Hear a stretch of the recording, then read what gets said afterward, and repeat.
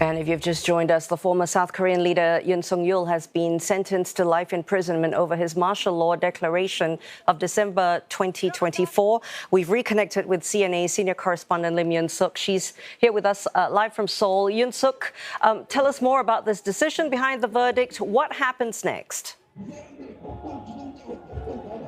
Well, yes, I am outside the court here in Seoul, and the verdict is out: life imprisonment for former President Yoon Suk Yeol. Now, the court stopped short of imposing the death penalty sought by prosecutors, but this is still one of the most severe sentences available under South Korea's criminal code. Now, leading an insurrection carries two punishments: the death and life imprisonment. But the court today said that he directly led and planned the crime and involved many people by declaring that martial law, and the declaration of the martial law caused enormous social costs. And also, the court said that Yoon did not show any remorse, or he did not offer any apology, and even refused to attend trials without a valid reason.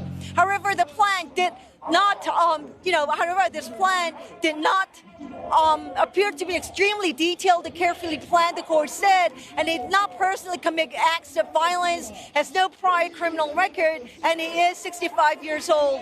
And that's why the verdict today was life imprisonment instead of the death penalty. But this verdict does place Mr. Yoon in this historic company, together with the former military ruler Chun Doo-won, who about 3 decades ago was also convicted of insurrection in this very same courtroom as Mr. Yoon.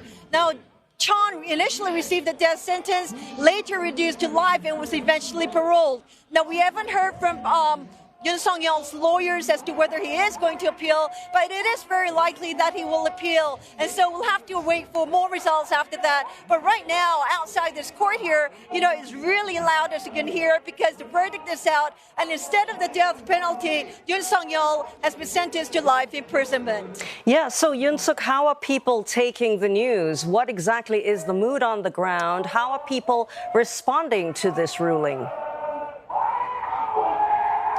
Well, it was really quiet out here as the court was reading out the reasons for that life imprisonment sentence. But now, as you can see, it's really noisy.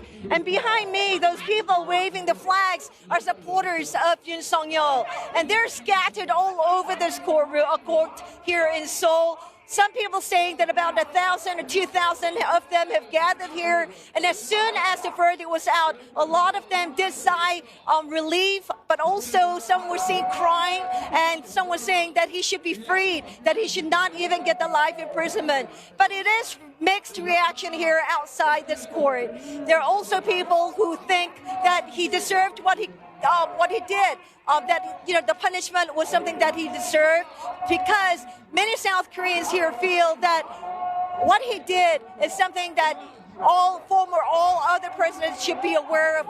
Future presidents should know that they cannot get her out with insurrection or declare martial law here in South Korea. And so I was speaking to some Koreans earlier, and some of them said that, today, yes, the verdict is finally out. They're just glad that it's finally over. But it is, in a way, a historic day here in South Korea, but also a sad day, because South Korea has impeached 2 presidents in the last decade or so. They've seen many of their presidents put behind bars. And so many South Koreans here are saying that they wish that the Korean government, whoever takes over, whoever the next leader of South Korea is, will be able to put this all behind them and will really just focus on the bread and butter, the businesses here in South Korea, allowing the South Koreans to go about with their normal lives. And so the verdict is out, but it is very mixed reaction here. And in fact, the opposition party has made no comment on this. They are the people who were behind Yoon when he carried out that martial law,